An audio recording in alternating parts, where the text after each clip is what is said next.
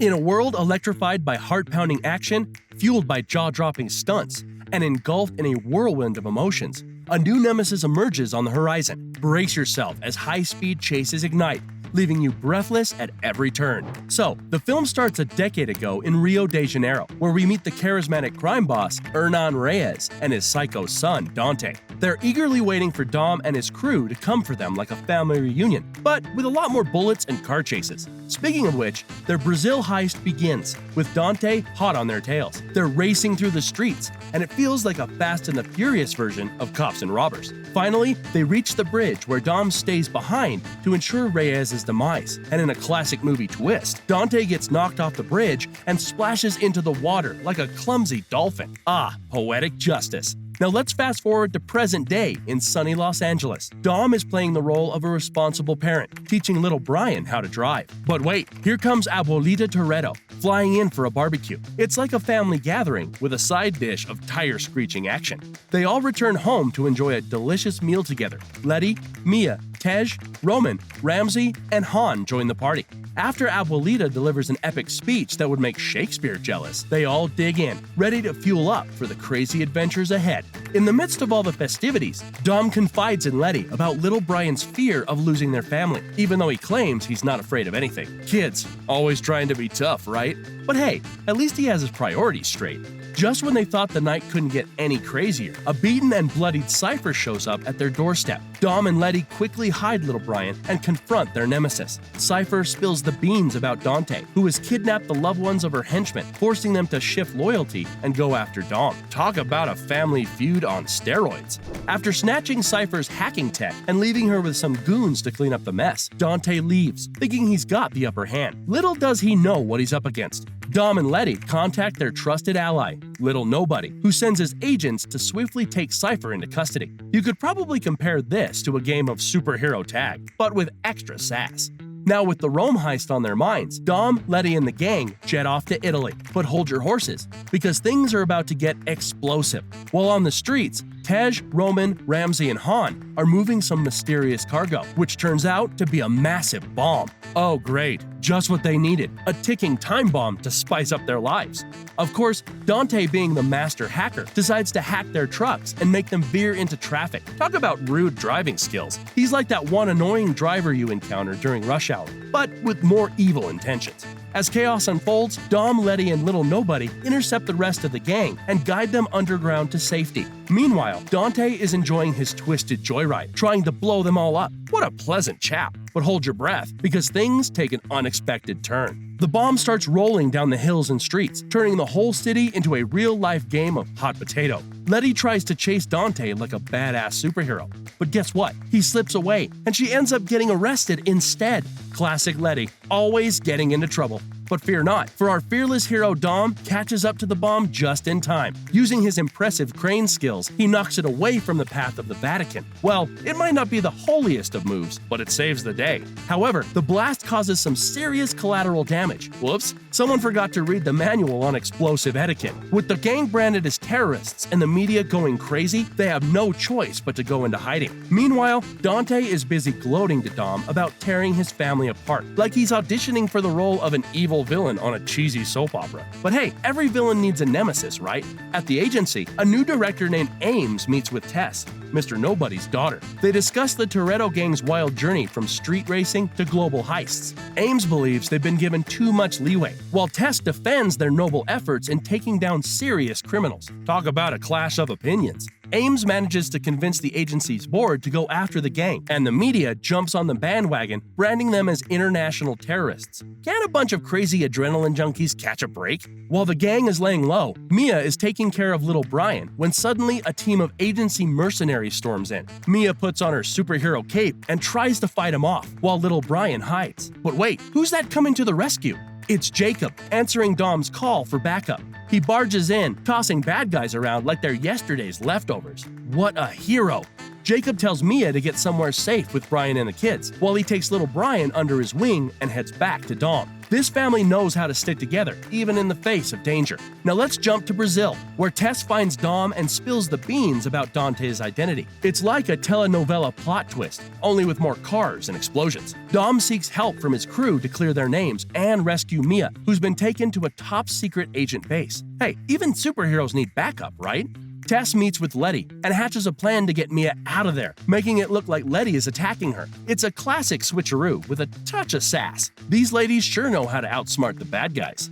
Meanwhile, Dom, being the most ultimate street racer, attends a racing event to meet with Diogo, along with a young woman named Isabel. Dante, being the pesky troublemaker he is, shows up and challenges Dom to a street race. But of course, Dante can't play fair. He sets up bombs under Diogo's and Isabel's cars, forcing Dom to make a life or death decision. Talk about a high-stakes racing game. In true Dom fashion, he tries to slow down Isabel, making Dante blow up poor Diogo on the track. It's like playing a twisted version of Would You Rather. Dante then attempts to go after Isabel, but Dom comes to the rescue, knocking the bomb off her car. Crash and burn, Dante. Crash and burn. But wait, the adventure doesn't stop there. The gang reunites with an old hacking buddy of Ramsey's named Bowie.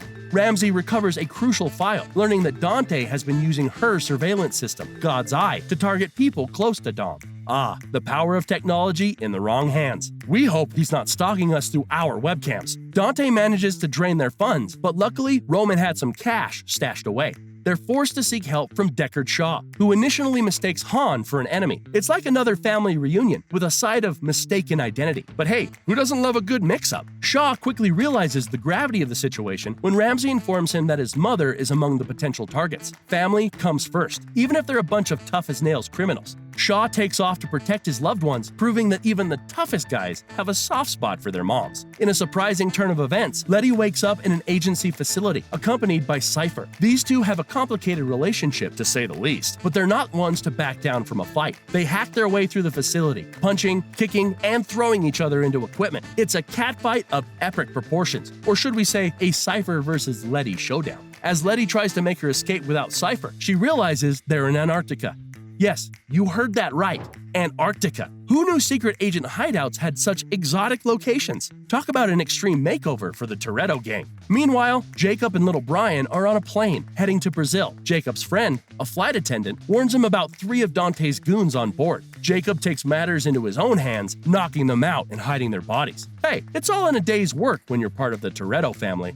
Isabel wakes up in Dom's apartment, which he used to share with Elena. Surprise, surprise, Elena is Isabel's older sister. Talk about a family connection. Isabel, feeling inadequate compared to her sister, shares her concerns with Dom, but Dom reassures her that she's just as important. Ah, sibling rivalry, even in the midst of all the chaos. With Isabel's help, they find Elena's old files on Dante and discover a property tied to an abandoned police station. Cue the dramatic music as Dom visits the station and uncovers countless videos and recordings of him and his family over the years. It's like watching a personal reality show, Toretto style. Dante can't resist taunting Dom, boasting about making him suffer before he dies. It's like he's auditioning for a supervillain role, complete with a sinister laugh and a dark, brooding outlook on life. Someone needs to remind him that life's too short for all that gloom and doom. As they cross paths on the bridge once again, Tess and Ames join the face-off against Dante and his goons. But Dante has a sniper on his side, aiming at Tess and Ames. Boom! They're both out of commission. Now he's got his sights set on Isabel. It's like a twisted game of target practice. But fear not, Dom steps in, saving Isabel from Dante's clutches. He's a real superhero, swooping in just in time. However, Dante manages to snatch God's Eye from Tess before making his escape. It's like a bad magic trick. Now you see it, now you don't. Isabel ensures Tess's safety, while Dom races against time to find little Brian. With a little help from Ames, who shows up just in time, Dante's hideout is located. It's like a high-stakes game of hide-and-seek, with explosions and car chases instead of a simple tag. But Dante has already tracked down Jacob and little B. Oh no, not the kid! Jacob, being the courageous uncle, comes prepared with a car loaded with cannons. He takes out Dante's goons, but Dante manages to hold him at gunpoint. It's a nail-biting moment, with everyone's lives hanging in the balance. In a blaze of glory that would make even the most daring stuntman jealous, Dom reaches Dante's car and manages to get little Brian to fly out and into his own car. You could consider this a crazy game of aerial catch, but with way higher stakes. But hold on tight, because Dante isn't done causing trouble. He has the audacity to unleash 2 oil tankers in a desperate attempt to run over Dom and little Brian. He may as well be auditioning for a villain role in a wacky demolition derby. As if that wasn't enough chaos, a missile suddenly smashes into the plane carrying the rest of Dom's gang.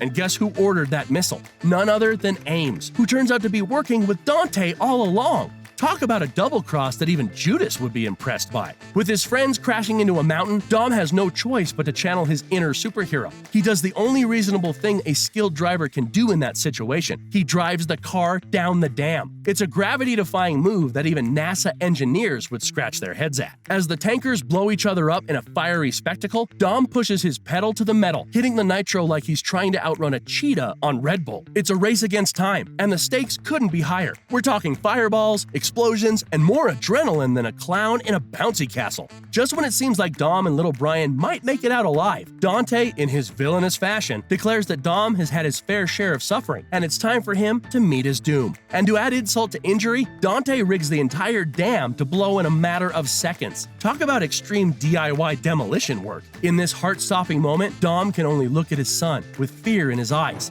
Antarctica, the land of ice and penguins, becomes the stage for another jaw-dropping moment. Letty and Cypher emerge from the facility, thinking they've escaped all the madness. But hold on tight, because what do they see? A humongous submarine emerging from the ice, piloted by none other than Giselle. Yeah, you heard that right. A submarine in the middle of Antarctica. Makes me think of finding a polar bear on a tropical beach. Completely unexpected and utterly mind-boggling. Letty's face says it all. Shock, confusion, and a hint of, what the hell is going on here? I mean, who wouldn't be surprised to find a submarine rising from beneath the icy surface? And of course, Cypher, being the mastermind that she is, appears to have planned this whole spectacle. With Giselle at the helm of a submarine in Antarctica, the stakes just got higher, colder, and definitely more outrageous. Who knew this icy continent could be a secret hideout for villainous watercraft? It's like the ultimate game of hide and seek, where the players have a submarine-sized advantage. Midway through the credits, a swarm of cops descends upon Dante's abandoned facility. One of the officers discovers a ringing phone and decides to answer it, not knowing it's Dante on the other end.